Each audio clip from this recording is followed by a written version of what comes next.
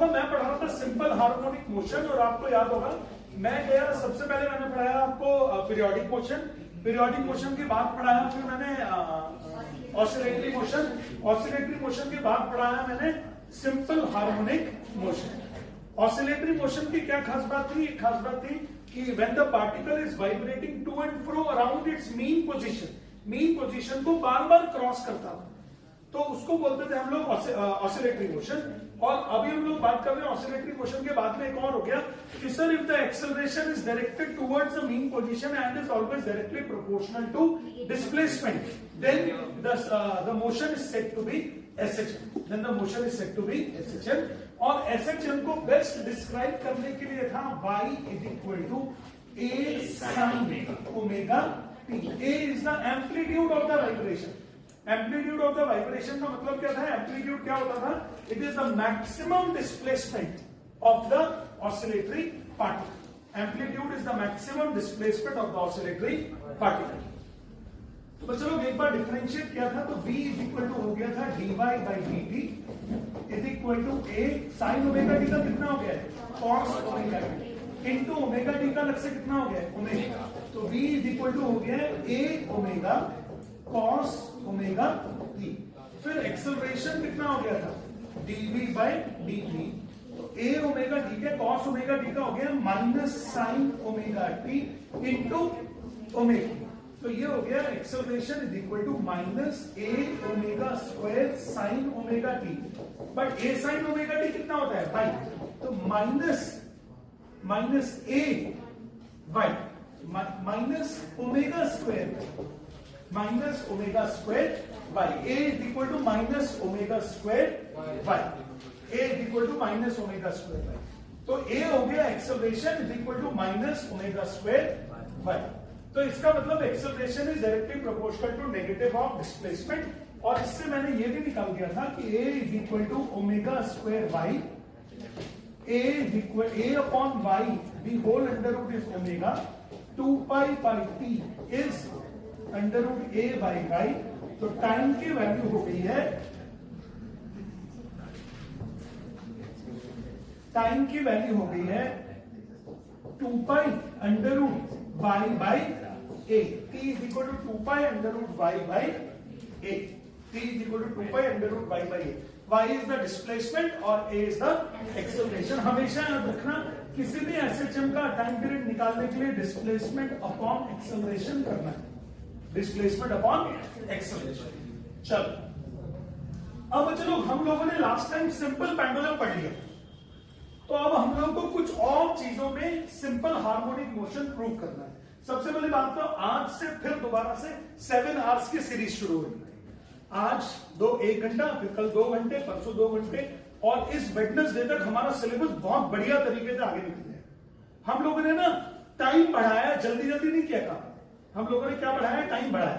अच्छा आप लोगों ने बढ़ाया, बल्कि मेरा तो काम ही है बढ़ाना, बट आप लोगों ने भी जो टाइम बढ़ाया उसका फायदा भी मिला कि अब आपका जो सिलेबस है वो काफी कुछ कंट्रोल्ड है। जो आपका जो सिलेबस है अब आपको ये डर नहीं लग रहा सर, जैसे दिवाली जब थी ना तो मुझे बहुत डर लग रहा, मैंने कहा इनका सिलेबस पूरा कैसे होगा। दिवाली में 4-5 दिन की छुट्टियां भी होनी थी और मुझे लग रहा था, मैंने कहा इन लोगों का सिलेबस कैसे पूरा करूं, कैसे होगा पूरा। बट उसके बाद से जब लंबे लंबे सेशन आने चालू हुए तो बिंदास बढ़िया काम होता चला गया। आज हम लोग का सिलेबस कंट्रोल्ड है, हम जब चाहे बड़े आराम से उसको पूरा कर सकते हैं। तो अच्छे से करते हैं, खूब टाइम देता हूं, मुझे खड़े रहना, आपको बैठ के पढ़ना, पढ़ते जाओ साथ साथ मेरे साथ।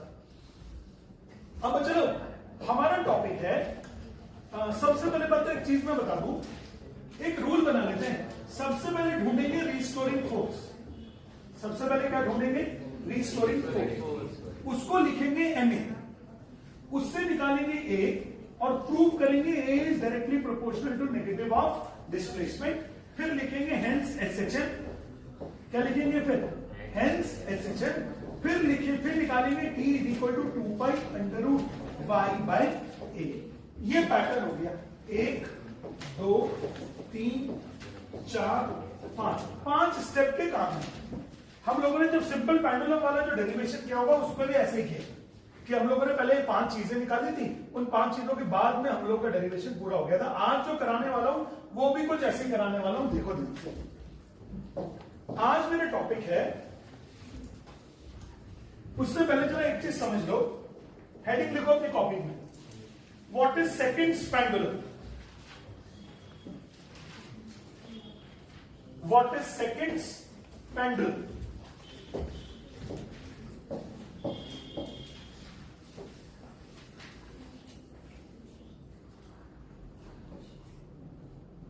चलो जैसे जैसे 11th से छूटते जा रहे हो ना आप लोग, वैसे वैसे हमारा टाइम आ रहा है, मतलब जो फ्री बर्ड होने वाले अब हम लोग आगे।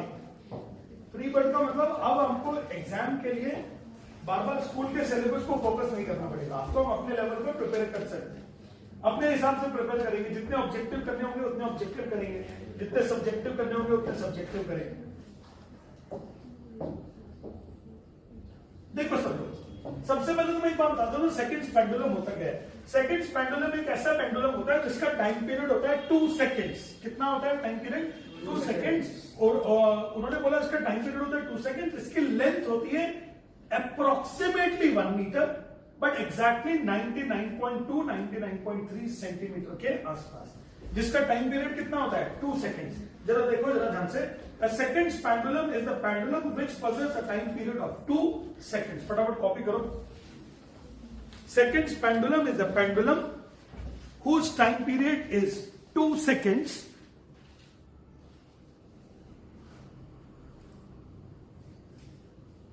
Seconds pendulum is the pendulum whose time period is 2 seconds।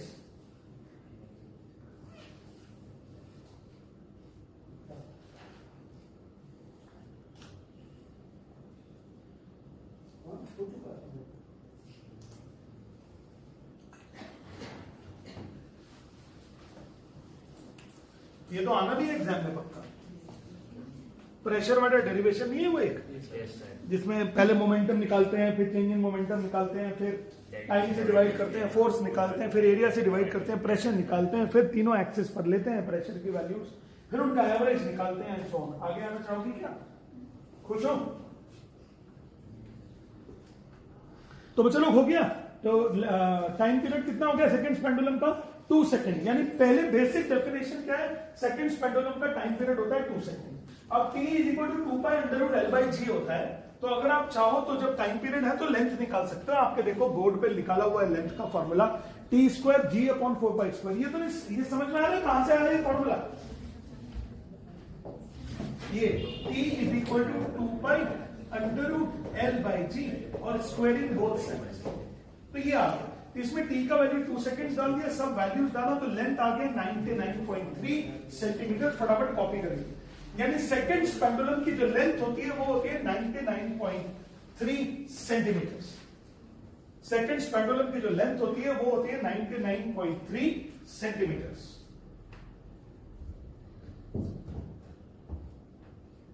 Seconds pendulum की जो लेंथ है वो है 99.3 सेंटीमीटर।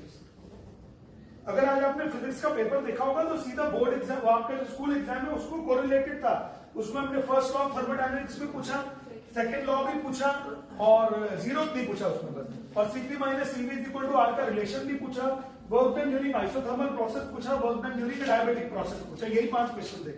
तो इसका मतलब ये जो पेपर हो रहे हैं सीधे सीधे किसके लिए हो रहे हैं? सीधे सीधे बोर्ड जो आपका स्कूल एग्जाम है उसको फोकस करके हो रहे हैं। आप उसी के लिए तैयारी कीजिए पूरी अच्छे से।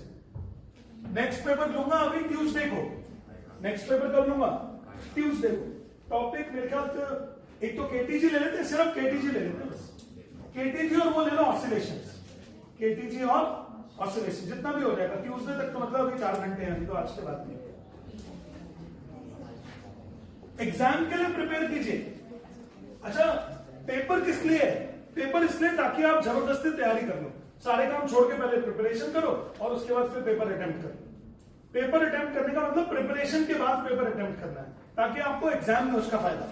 और कुछ बेसिक लेवल पे क्वेश्चंस भी थे। 10 ऑब्जेक्टिव्स थे आज तो, 10 के 10 मैक्सिमम बन गए होंगे। बिल्कुल मैक्सिमम बन गए होंगे। 1-2 में शायद थोड़ा डाउट होगा, एरिया कैसे निकलना है उसका, वो छोटे डाउट्स होते हैं।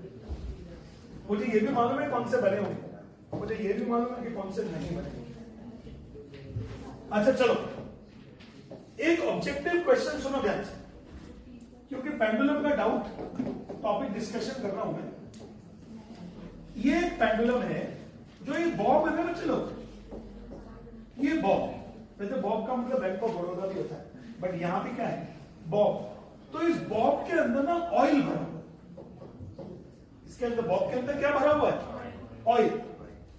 तो ऑयल जो है वो यहां से लीक कर रहा है, ऑयल जो है वो यहां से क्या कर रहा है, लीक कर रहा है। और ये पेंडुलम ऑसिलेटिंग है, ये पेंडुलम क्या है, ऑसिलेटिंग। आपको बताना है कि टाइम पीरियड पे क्या होगा, टाइम पीरियड घटेगा, बढ़ेगा, फिर घट जाएगा, बढ़ जाएगा, क्या होगा टाइम पीरियड पे। Comment on the time period of the pendulum, comment on the time period of the pendulum. ये क्वेश्चन है, ऑयल लीकिंग, कमेंट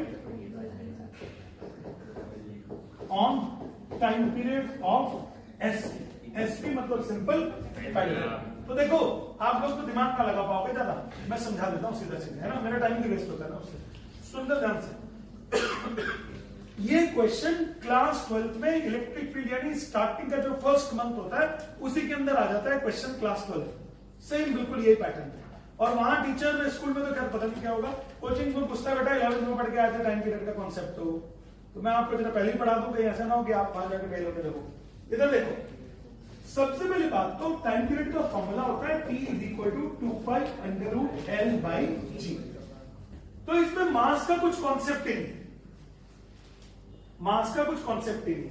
तो अधिकतर बच्चे लोग लिख देते हैं नो चेंज, अधिकतर बच्चे लोग क्या लिख देते हैं, नो चेंज। ऐसा गलत है, चेंज होता है, मैं बताता हूं क्यों। सबसे पहली बात तो what is length of the pendulum, what is length of the pendulum. तो लेंथ ऑफ द पेंडुलम होता है, लेंथ ऑफ द पेंडुलम होता है पॉइंट ऑफ सस्पेंशन से centre of mass of the Bob तक का distance, centre of mass of the Bob तक का डिस्टेंस। यानी देखो लेंथ ऑफ द पेंडुलम यहां से लेकर यहां तक नहीं होता है, गलत, सेंटर ऑफ मास यहां से लेकर यहां तक का होता है। समझ में आया अभी? तो अभी टाइम पीरियड मान लेता हूं कितना है, T। अभी क्या हो गया, ऑयल लीक करना शुरू कर, तो ऑयल लीक करना शुरू कर दिया, तो मान लेता हूं ऑयल हो गया इतना,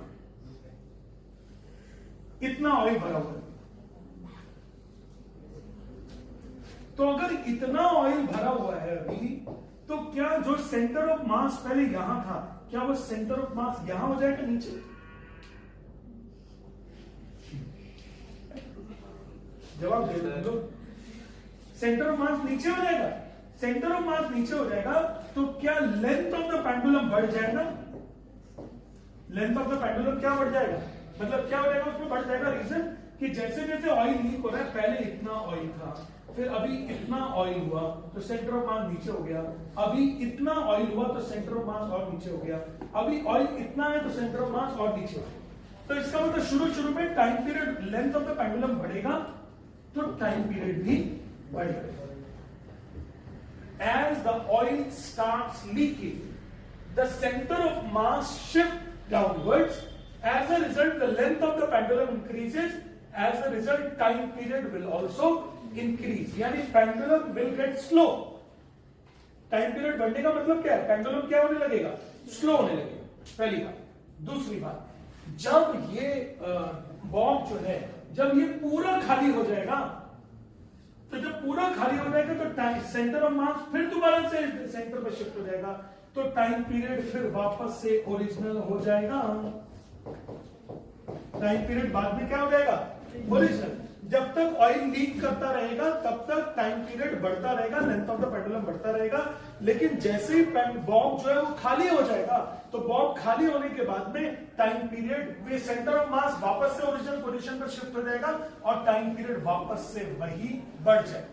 तो यानी इसका मतलब शुरू में टाइम पीरियड पहले क्या होगा, बढ़ेगा, और उसके बाद फिर टाइम पीरियड क्या हो जाएगा, वही कांस्टेंट पुराना वाला। बोलो आया समझ में कि नहीं आया? अभी ये बहुत अच्छा क्वेश्चन है, आपको समझ में आ गया होगा कि हाँ सर बिल्कुल क्लियर हो गया। इसके लिए जरूरी है एक चीज समझना कि लेंथ ऑफ द पेंडुलम कहां से कहां तक होता है। लेंथ ऑफ द पेंडुलम होता है पॉइंट ऑफ सस्पेंशन से सेंटर ऑफ द बॉब तक, सेंटर ऑफ द बॉब तक, यहां तक पॉइंट ऑफ सस्पेंशन होता है, ये लेंथ ऑफ द पेंडुलम होता है। समझ में आया? अभी कॉपी कर लो फटाफट, जैसे भी करना है।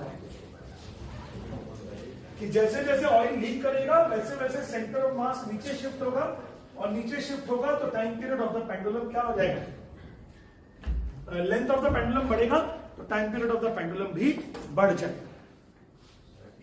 तो जैसे ऑयल का सबसे पहले इसमें बहुत है तो सर वो थोड़ा मतलब ज्यादा भारी होगा, तो ग्रेविटी का ज्यादा पड़ेगा।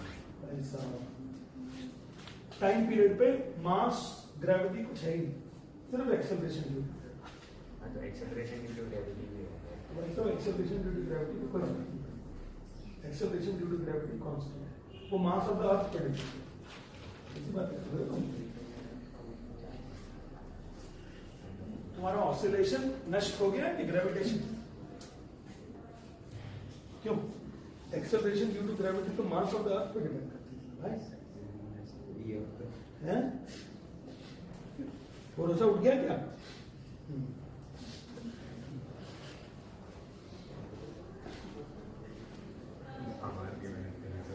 हो गया चलो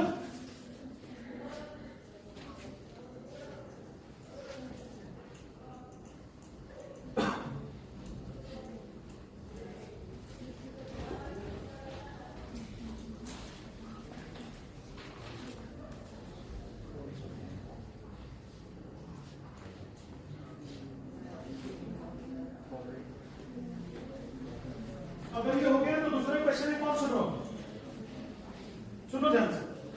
अगर कोई एक इंसान एक झूले में बैठे हुए, पेंडुलम की जगह क्या है, स्विंग है, पेंडुलम की जगह क्या है, स्विंग, और उसमें कोई एक लड़का बैठा हुआ है, यहाँ पे एक लड़की बैठी हुई है और वो झूल रहे हैं ऐसे करके, तो पेंडुलम की तरह हो गया।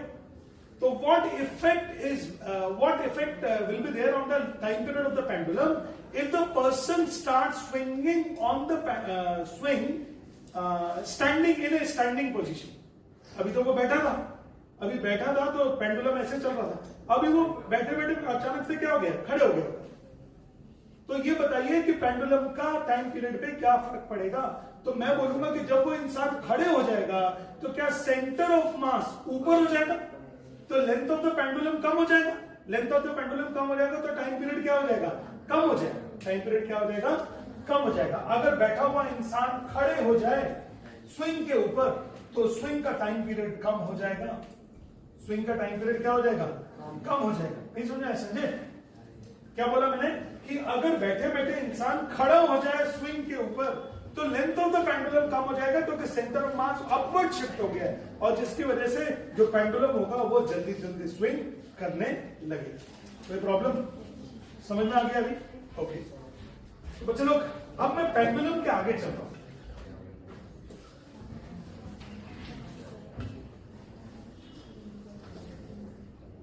बच्चे लोग हेडिंग डालो, motion of liquid,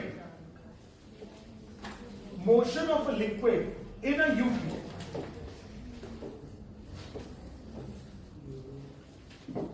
motion of a liquid in a U-tube, motion of the liquid in a U-tube। बोला U-tube के अंदर मोशन ऑफ द लिक्विड कैसा होगा, कैसे करेगा, आप लोग इसके बारे में क्या ख्याल है आपका?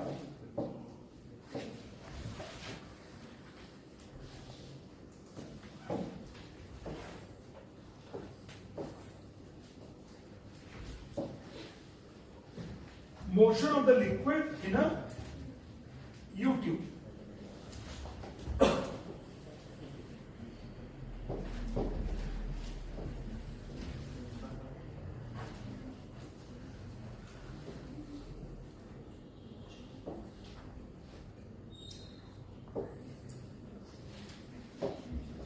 देखो ये डायग्राम सब लोग, सबसे पहले मान लेता हूं A with the area of cross section of the tube, A with the area of cross section, area of cross section बहुत छोटा है, बहुत ज्यादा बड़ा नहीं। यू ट्यूब कैसी होगी, पतली सी होगी ट्यूब, कोई बहुत ज्यादा कोई मोटी ट्यूब तो होती नहीं। तो बच्चे लोग उसके अंदर ये लिक्विड भरा हुआ है, मान लेता हूं h हाइट तक भरा हुआ है। कितनी हाइट तक भरा हुआ है, h हाइट तक। मान लेता हूं ये वॉल्यूम ऑफ लिक्विड नेग्लिजिबल, ऐसा नहीं है नहीं, मैं मान लेता हूं कि ये वॉल्यूम ऑफ लिक्विड क्या है, लगभग नेग्लिजिबल। तो मैंने पूछा कि इस लिक्विड का कितना मास है जो भरा हुआ है, तो उन्होंने बोला मास इज इक्वल टू होता है वॉल्यूम इनटू डेंसिटी। वॉल्यूम कितना होता है? एरिया इंटू हाइट और इंटू डेंसिटी। ये 2h क्यों ले लिया है?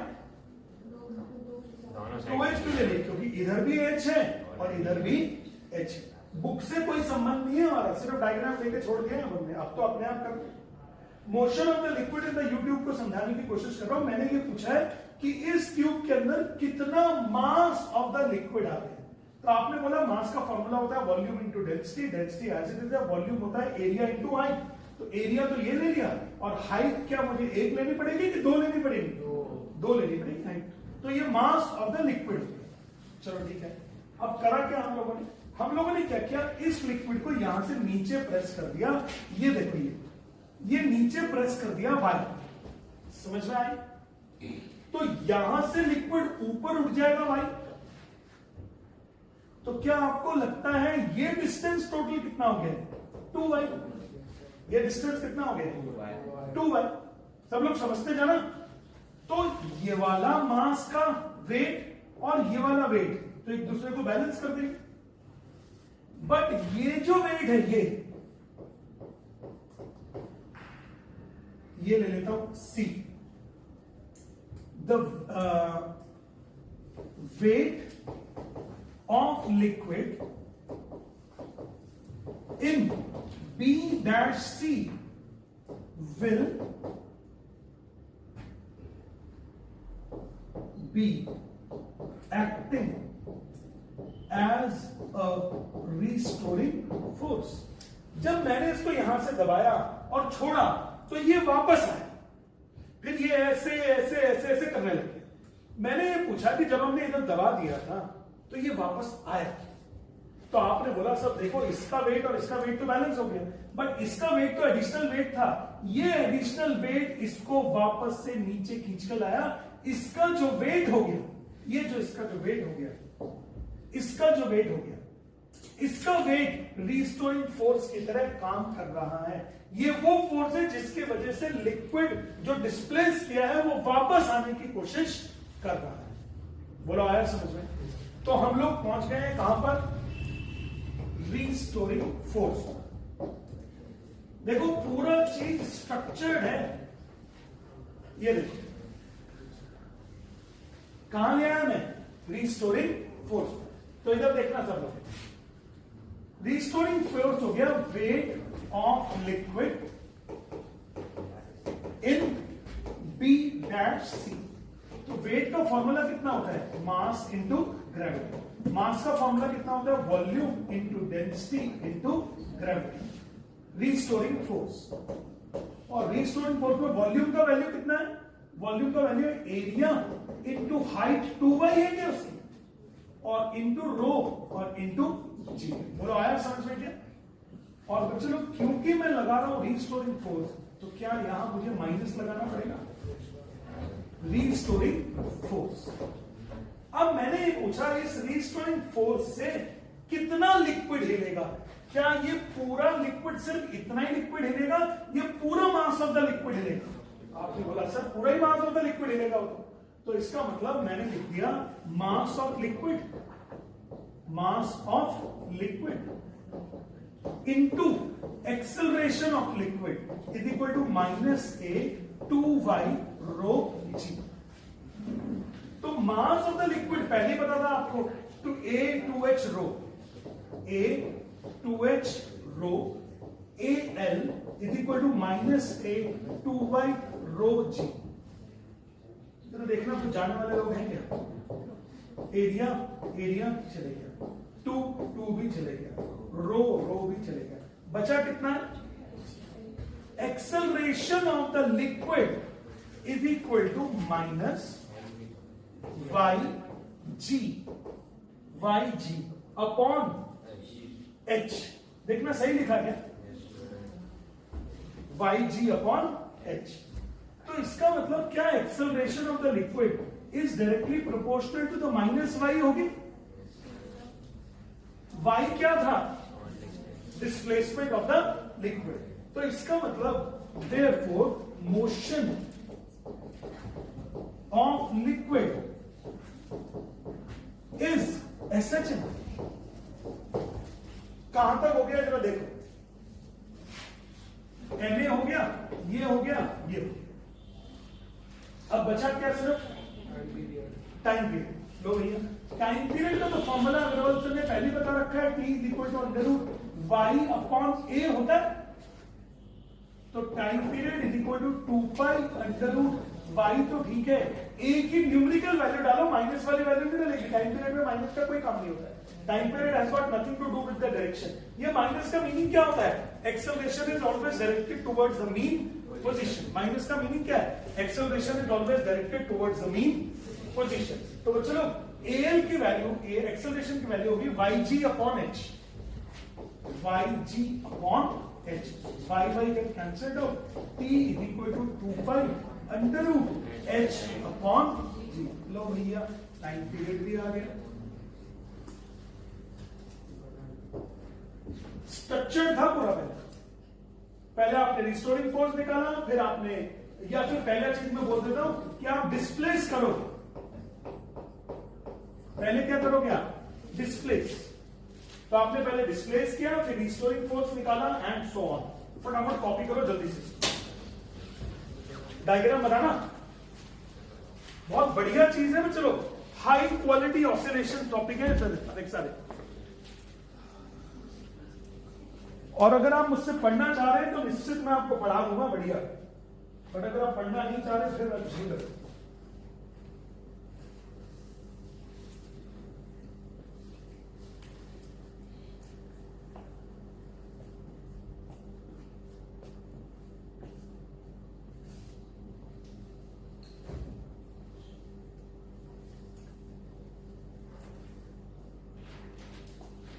ठीक हो अच्छी?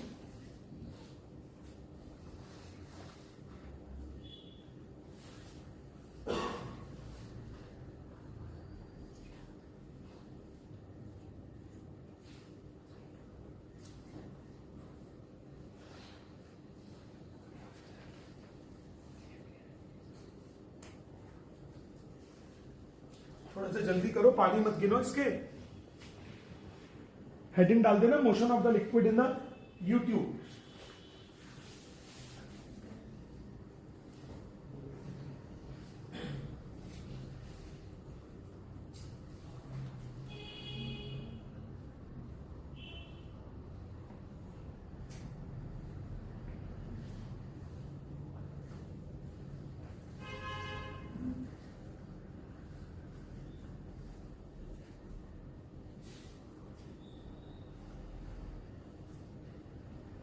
पांच एग्जाम्पल हैं, टोटल 2 हो चुके हैं हमारे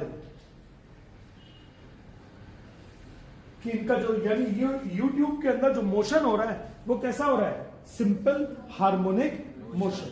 यूट्यूब के अंदर जो मोशन हो रहा है उसका acceleration is always directed towards the mean position and is always directly proportional to the displacement. Acceleration जो है वो डिस्प्लेसमेंट के प्रोपोर्शनल है।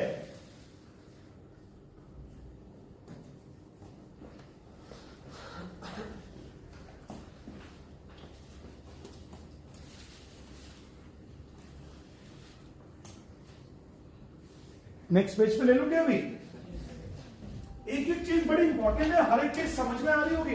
ये आपको ऐसा लग रहा होगा जैसे वीडियो ही चल रहा है कोई सामने, ऐसा दिमाग में दिखना चाहिए आपको। ये W प्लस का क्या मतलब है? हाँ, T है, T ये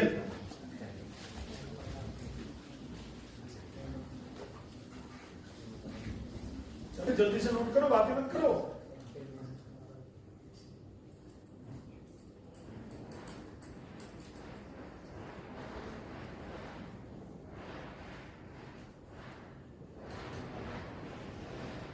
तब क्या करा रहे हो भैया तुम? तुम्हारे घर से आवाज आ रही है?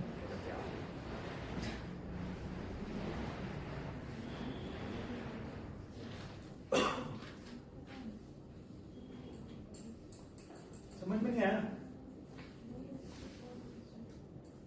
मना कर दो, पढ़ाई के टाइम में कुछ और बात मत करो, मना कर दो।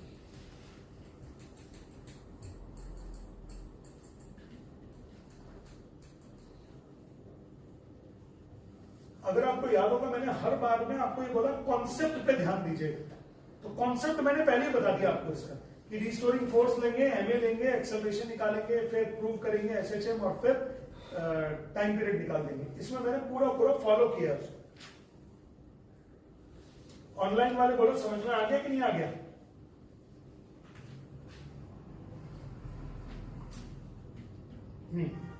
Good.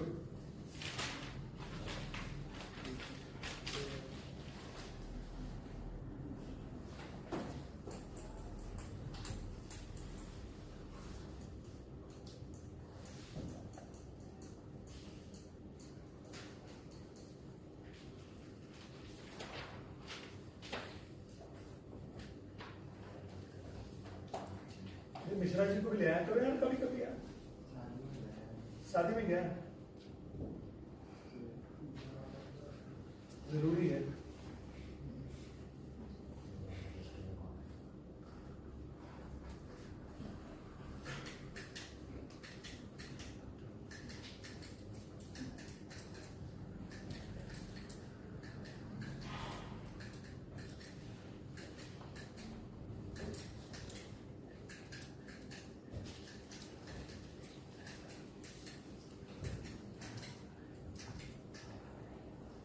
Motion of the liquid SHM आ गया।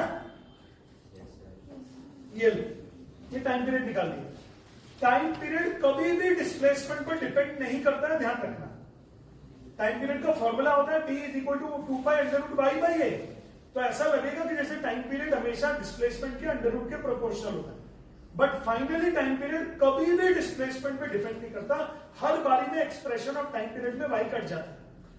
तो time period never depends on the displacement of the oscillating body in SHM.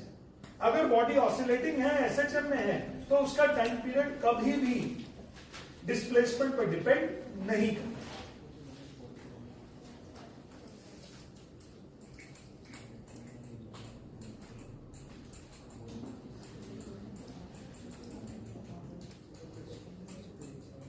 हो गया बच्चों लोग? चलो, ये हो गया motion of the liquid in the tube.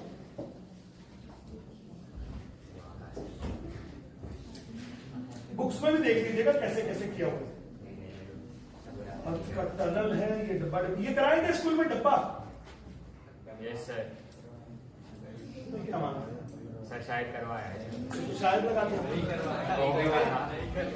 अरे था यार। अरे किसी और कोई और तो बोलो, कॉन्वेंट वालों के भरोसे मत रहो, इन्होंने कुछ नहीं बताया इनको। पान खा के बैठते हैं स्कूल में।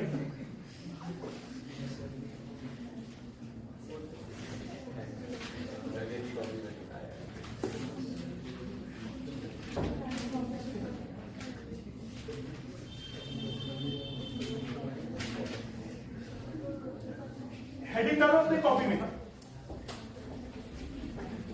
Energy of the particle executing simple harmonic motion.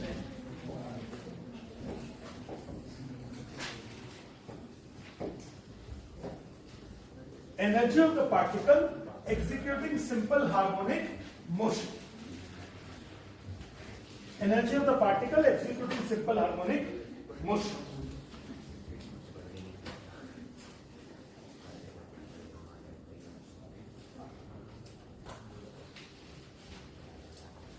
Energy of the particle executing simple harmonic motion. अब इधर देखो चलो, कोई भी अगर एक पेंडुलम है ना, तो उस पेंडुलम के अंदर दो कॉन्सेप्ट हैं। एक तो है रीस्टोरिंग फोर्स, एक क्या चीज है? Restoring force. फॉर एग्जांपल, जैसे मेरे और आपके बीच में एक टॉवल लगा हुआ है बड़ा सा, और टॉवल का एक तरफ आपने पकड़ लिया ऐसे करके, और मैं दूसरी तरफ से उसको वाउंड करते जा रहा हूं। समझ में आ रहा है? तो मैं क्या लगा रहा हूं उसके ऊपर? फोर्स। बट जब भी छोड़ूंगा उसको तो क्या वो अनवाउंड होगा? तो इसका मतलब उसके अंदर क्या लग रहा है? Restoring force. तो जब भी किसी बॉडी में रीस्टोरिंग फोर्स लग रहा है, तो रीस्टोरिंग फोर्स के अगेंस्ट जो भी कुछ वर्क डन होता है वो हमेशा पोटेंशियल एनर्जी की तरह स्टोर होता है। ये बात ध्यान रखना। जब भी किसी बॉडी में रीस्टोरिंग फोर्स लग रहा है, मतलब मैं उसको इधर मोड़ रहा हूं। मैंने टॉवल से पूछा तुम किधर फोर्स लगा रहे हो? बोला ऐसे, उल्टा। मैंने कहा कौन सा फोर्स है? बोला रीस्टोरिंग फोर्स। मैंने कहा नहीं, मैं तो अभी और मोड़ूंगा। तो रीस्टोरिंग फोर्स बोल रहा आपको मेरी लाश से होकर गुजरना पड़ेगा। ऐसे करने के लिए आपको मेरे को क्या करना पड़ेगा? ओवरकम करना पड़ेगा। अगर मैं आपके वर्क डन को अपोज करूं, मैं आपको ऐसे मोड़ने के लिए क्या करूंगा, अपोज करूंगा, फिर भी मैं कर दूंगा, तो इसका मतलब जब भी कभी हम रीस्टोरिंग फोर्स के अगेंस्ट काम करेंगे तो वो हमेशा पोटेंशियल एनर्जी की तरह स्टोर होगा। स्प्रिंग में भी क्या होता था, स्प्रिंग को हमने थोड़ा सा खींचा तो उसके अंदर आ गया रीस्टोरिंग फोर्स। मैंने स्प्रिंग से पूछा तो आनंद कौन सा फोर्स है, बोला ऐसे लग रहा है ऊपर की तरफ। मैंने कहा लेकिन मैं तो खींचूंगा भी, और बोला सर आपको रीस्टोरिंग फोर्स के अगेंस्ट खींचना पड़ेगा। हमने कहा हमने खींच दिया। तो बोला सर आपने रीस्टोरिंग फोर्स के अगेंस्ट जो भी कुछ वर्क किया है वो किसमें स्टोर हो जाता है, पोटेंशियल एनर्जी में। तो इसका मतलब क्योंकि हर एसएचएम में रीस्टोरिंग फोर्स का पार्ट होता है, इस वजह से रीस्टोरिंग फोर्स के अगेंस्ट जो भी कुछ वर्क डन होता है उसको हम लोग क्या बोलते हैं, वो किसमें स्टोर हो जाता है, पोटेंशियल एनर्जी। तो इसका मतलब कोई भी body executing SHM like pendulum और या फिर लाइक वो यूट्यूब के अंदर जो लिक्विड है, तो अब अगर कोई भी मोशन जो होगा ना वो सिंपल हार्मोनिक मोशन है, तो वो बोलता है सर मेरे अंदर रीस्टोरिंग फोर्स है। मैंने कहा यार इसका मतलब तेरे अंदर पोटेंशियल एनर्जी भी है। बोला हाँ सर है। और मैंने कहा तुम्हारे पास वेलोसिटी भी है, तो वेलोसिटी है तो मतलब तुम्हारे पास क्या है, काइनेटिक एनर्जी भी है। तो किसी भी ऑसिलेटिंग बॉडी जो सिंपल हार्मोनिक मोशन में ऑसिलेट कर रही है उसके अंदर दो टाइप की एनर्जीज है। नंबर वन रीस्टोरिंग फोर्स के अगेंस्ट जो वर्क डन किया वो स्टोर्ड हो गया पोटेंशियल एनर्जी में, यानी उसके अंदर क्या है, पोटेंशियल एनर्जी, और साथ में कौन सी एनर्जी है, काइनेटिक एनर्जी, और इसी वजह से उसके अंदर टोटल एनर्जी भी है। जब मैंने एक्स्ट्रा क्लासेस में कुछ बच्चों को कराया था ये टॉपिक, तो मैंने उनको कुछ नहीं समझाया, सीधा सीधा बस बता दिया पोटेंशियल एनर्जी का डेरिवेशन ये हो गया। बोला हाँ सर हो गया। मुझे भी पता था उन्हें समझ नहीं आया, और उन्हें भी पता था कि ना समझ में आया है ना समझ में आएगा। उन्होंने दोबारा भी नहीं पूछा, उन्होंने बोला ठीक है हो गया, बस ठीक है सर आपने बता दिया, हमें समझ नहीं आया, लेकिन अब समझ में आना चालू हो गया होगा। अब हम जब भी रीस्टोरिंग फोर्स के अगेंस्ट कुछ फोर्स लगाकर बॉडी को डिस्प्लेस कर रहे हैं, तो मतलब हम कुछ वर्क कर रहे हैं, और वर्क कर रहे हैं तो वो वर्क कैसे स्टोर हो रहा है, उसके अंदर पोटेंशियल एनर्जी की तरह स्टोर हो रहा है। That is getting stored as a potential energy. तो इसका मतलब जब मैं बात कर रहा हूं energy of the body executing simple harmonic motion, तो आप बोलोगे सर एक तो इसके अंदर पोटेंशियल एनर्जी होगी, एक इसके अंदर काइनेटिक एनर्जी होगी, और इन दोनों को ऐड करोगे तो इसके अंदर कौन सी एनर्जी आ जाएगी, टोटल एनर्जी। Total energy. कुछ मेरी बात समझ में आई? मान लेता हूं एक पार्टिकल डिस्प्लेस हुआ है, छोटा सा डिस्प्लेसमेंट y, मान लेता हूं कितना डिस्प्लेस हुआ है, y। ओके,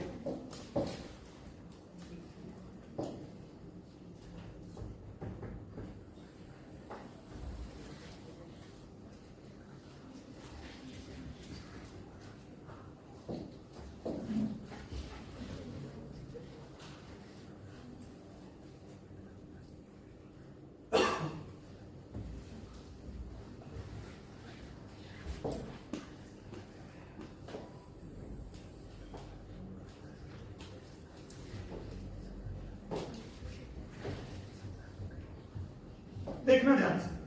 अब आप अपने मन में एक पेंडुलम को लिखो, जो पेंडुलम एक वाई डिस्प्लेसमेंट हो चुका है, और मैं उसको और दूर लेके जा रहा हूं थोड़ा सा। मैंने कहा नहीं थोड़ा सा और चलो, बोला मैं नहीं जाऊंगा, रिस्टोरिंग फोर्स लग रहा है मेरे ऊपर। जैसे आपके दिमाग में ये पिक्चर आनी चाहिए, ये वाली, ये डिस्प्लेसमेंट हो चुका है कितना, वाई, और मैं इसको जरा सा और मूव करा रहा हूं डी वाई। तो ये पेंडुलम बोल रहे हैं भैया देखो हमें ना खिसकाओ, हमारे ऊपर तो इस तरफ क्या लग रहा है, रीस्टोरिंग फोर्स।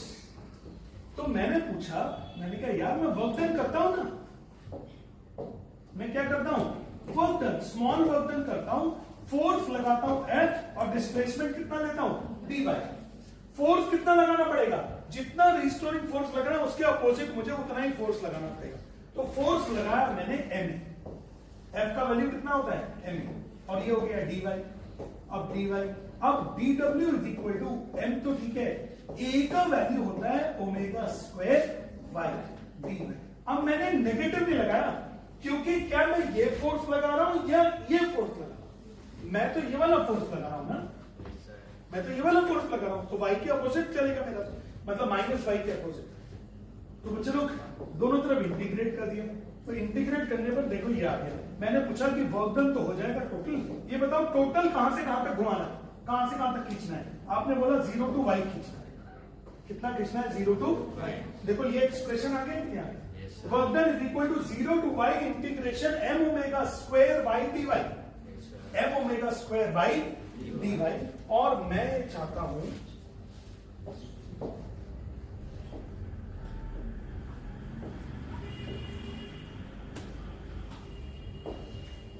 इसको नेक्स्ट पेज पे करेंगे। ये हो गया work done is equal to m omega square y integration 0 to y dy और y। तो m ओमेगा स्क्वायर y का इंटीग्रेशन होता है y 1 + 1 upon 1 + 1 और 0 to y। नहीं समझ में आई? मैंने प्रॉमिस किया था ना हर मैथमेटिकल तुमको बताऊंगा बार बार। क्या ये फॉर्मूला है याद आपको? और क्योंकि 0 to x होता है तो अब प्लस सी ही लगेगा। डेफिनेट इंटीग्रल जिसमें लिमिट्स होती है उसमें प्लस सी नहीं मिला। तो अब ये हो गया m ओमेगा स्क्वायर और y स्क्वायर बाई 2 माइनस 0। तो ये हो गया half n omega square y square is the potential energy. बोलने लगे सर ये जो वर्क डन है ना ये किसमें स्टोर हो गया है, पोटेंशियल एनर्जी। ये हो गया नंबर 1। ठीक है, अब मैंने बोला भाई उस पार्टिकल के वहां पे रुका थोड़ी है कोई पार्टिकल, पेंडुलम तो ऑसिलेट कर रहा है ना लगातार, तो ऑसिलेट कर रहा है तो उस जगह पर उसकी कुछ काइनेटिक एनर्जी भी होगी। तो बोलने लगे सर काइनेटिक एनर्जी होती है हाफ m v स्क्वायर। मैंने बोला यार मुझे v की वैल्यू मालूम है, अग्रवाल सर ने कराई थी मुझे v की value, omega under root r square minus y square. याद करो ये मैंने फॉर्मूला कराया था आपको। v का फॉर्मूला है omega under root r square minus y square. r is the amplitude, चाहे तो a भी ले सकते जो भी आ जाए। तो ये हो गया half m omega square r square minus y square. ये हो गया काइनेटिक एनर्जी। ये कौन सा एनर्जी हो गया नंबर 2। अब मैंने बोला यार टोटल एनर्जी तो बताओ, ये एक्सप्रेशन क्योंकि आ रहा है एग्जाम में भाई, ये नहीं बोल रहा हूं शायद आ रहा है, ये तो पक्का ही आ रहा है। तो आपने क्या किया, potential energy plus kinetic energy किया। तो पोटेंशियल एनर्जी हो गया half m omega square y square. देखना जरा, half m omega square y square plus kinetic energy कितना हो गया, half m omega square bracket में r square minus y square, bracket open.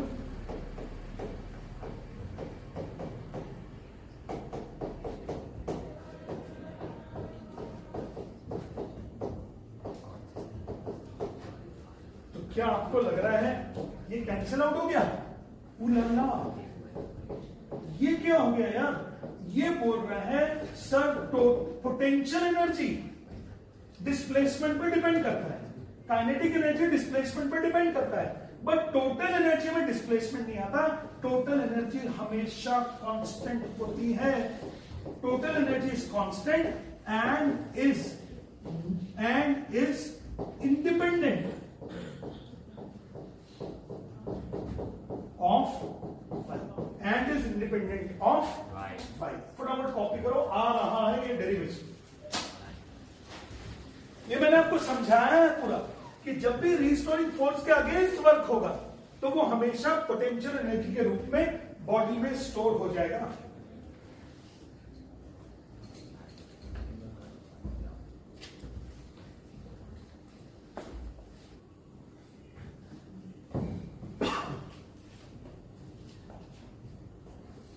कल सुबह शायद 9 से 11 की क्लास है कल। क्यों, अब तो मौसम की प्रॉब्लम तो नहीं हो रही सुबह सुबह? अभी पढ़ लो यार, अब शायद कुछ ही संडेज है मेरे पास, आखिरी समय आ गया मेरा भी, मतलब आ ही गया वक्त, आपकी मनोकामना पूर्ण होगी। बहुत सारे लोग इंतजार कर रहे हैं।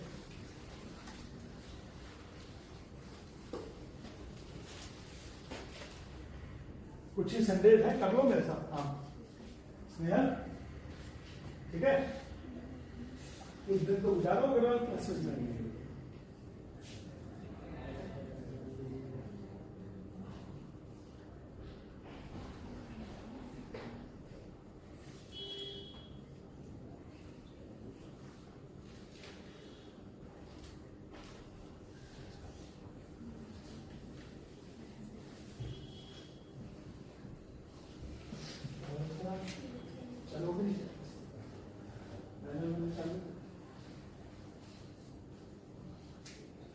जितना भी मैं करा रहा हूं ना उसको 12th क्लास के बच्चों की तरह घर में रिवाइज करो, लिख लिख के। 12th क्लास के बच्चों की तरह बुक में भी पढ़ो और बुक को टिक करो। देखो टिक करने का, जैसे मैंने एक दिन नीचे वाले बैच में बताया था ना, बुराई का सुख, ऐसे एक बहुत बड़ा सुख होता है टिक करने का।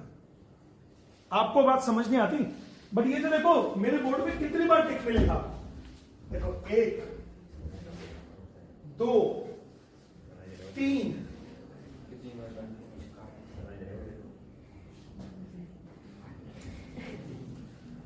1 2 3 4 5। फीलिंग ऑफ अचीवमेंट होता है। क्या होता है? Feeling of achievement. हाँ मैंने कर लिया भाई, हमें अपने आप को भी तो मोटिवेट करना पड़ता है, किसी और को जवाब दो ना दो हमें तो पता है। तो इसका मतलब फीलिंग ऑफ अचीवमेंट, टिक करने का बड़ा बड़ा अचीवमेंट है।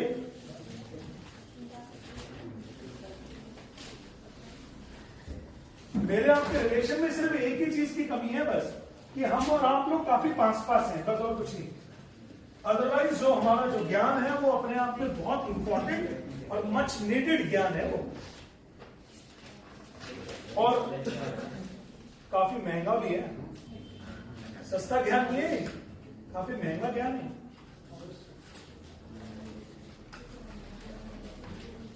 और दूसरा, ये जो पैसा आपने लगाया है, इस पैसे को आप इन्वेस्टमेंट में बदल सकते हो अगर आप इसको यूज कर लो। बढ़िया, 1 मिनट स्लाइड पीछे कर दीजिए। वो जो बोल रहा हूं उसको भी पीछे कर दूं क्या? और पीछे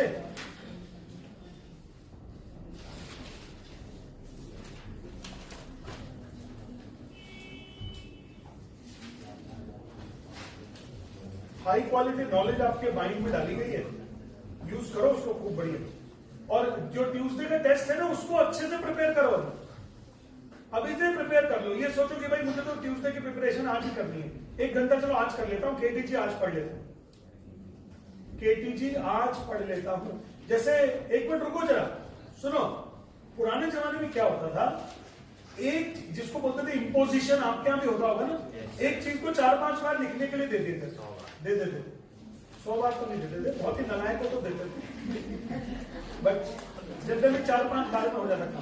तो वो इसलिए दिया जाता था, सुनो ध्यान से, टीचर्स लोग को ये कहा गया था, वेल ट्रस्टेड थ्योरी है ये, ट्रस्टेड एंड टेस्टेड, कि अगर आप एक चीज को 4-5 बार लिखते हो, देख देख के भी लिख रहे हो, तो भी वो चीज आपके दिमाग में जाना शुरू हो जाती है, आपके माइंड में कहीं ना कहीं वो बैठ जाती है। तो इसलिए लिखना बड़ा इंपॉर्टेंट है अपने हाथ से, वरना तो सोचो आजकल गूगल के जमाने में कोई चीज लिखने की जरूरत क्यों? when you can speak and you can type, आप स्पीच से टाइप कर सकते हो बड़े आराम से, फिर भी लिखने की वैल्यू है, लिखने की वैल्यू है।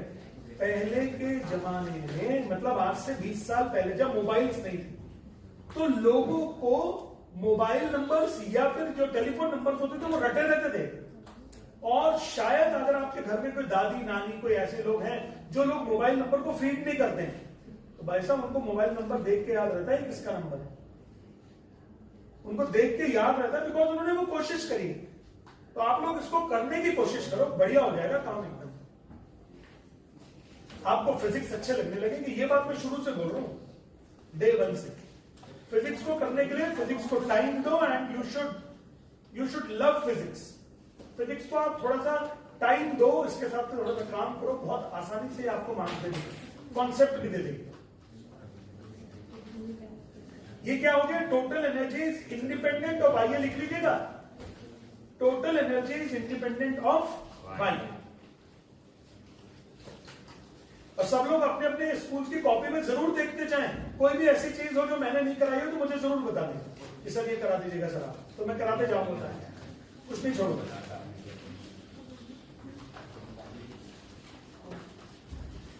तो टोटल एनर्जी का डेरिवेशन भी हो गया। Total energy independent of y. यार ये बुक्स का तो मैंने ज्यादा कुछ देखा नहीं है, एक बार आप ही लोगों को देखना है। अच्छा हाँ, ये ग्राफ बनाए, लिखो अपनी कॉपी में, graphical representation of kinetic energy and potential energy. जल्दी लिखो, graphical representation of kinetic energy and potential energy with respect to displacement.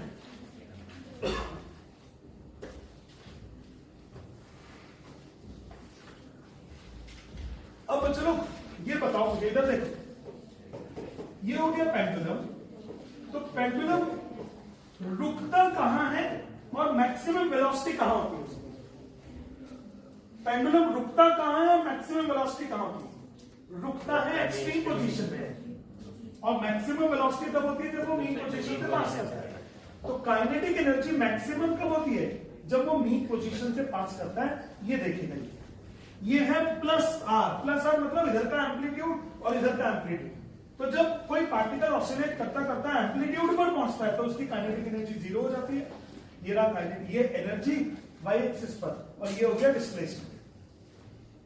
तो ये रेड वाला जो ग्राफ है ये हो गया काइनेटिक एनर्जी। अच्छा, अब रहा सवाल पोटेंशियल एनर्जी का। पोटेंशियल एनर्जी में तो वाई आ गया, तो जहां पे मैक्सिमम रिस्टोरिंग फोर्स होगा वहां पे मैक्सिमम पोटेंशियल एनर्जी होगी। तो potential energy is maximum eight extreme position. Potential energy is maximum eight extreme position. तो ये एक्सट्रीम पोजीशन पर पोटेंशियल एनर्जी मैक्सिमम है और मीन पोजीशन पर पोटेंशियल एनर्जी क्या है? मिनिमम। तो ये हो गया है पोटेंशियल एनर्जी और ये काइनेटिक एनर्जी। रेड वाला ग्राफ जो है वो काइनेटिक एनर्जी का है और ये है पोटेंशियल एनर्जी का। अच्छा, अब एक चीज समझ लेना, टोटल एनर्जी हर टाइम में कांस्टेंट। जैसे इतने डिस्प्लेसमेंट पर मैंने पूछा काइनेटिक एनर्जी कितनी है, बोलने लगे सर इतनी काइनेटिक एनर्जी।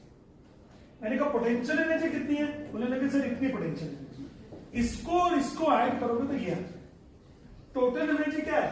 कांस्टेंट। हर टाइम में टोटल एनर्जी क्या है? Constant. This is the graph of total energy. इस वाले पॉइंट पर काइनेटिक डिफरेंट होगी, पोटेंशियल डिफरेंट होगी, काइनेटिक डिफरेंट होगी, पोटेंशियल डिफरेंट होगी, but sum total is how much? Constant. Sum total is constant. फटाफट ग्राफ बनाइए और क्लियरली मार्क कर लीजिएगा पोटेंशियल एनर्जी कौन सा है, काइनेटिक एनर्जी कौन सा।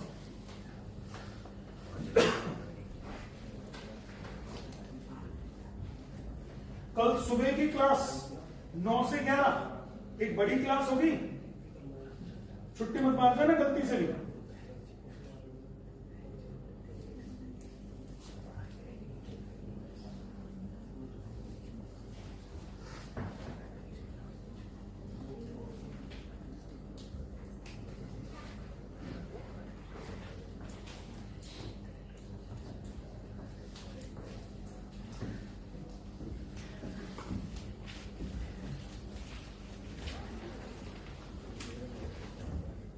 बजे से पहले पहले पहुंचा ना कल की क्लास में। अब मौसम थोड़ा साथ दे रहा है आपका।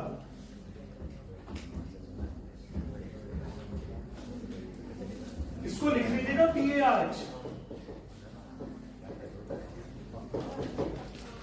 आज की पूरी 1 घंटे की जो क्लास थी इससे पक्का आएगा एग्जाम में।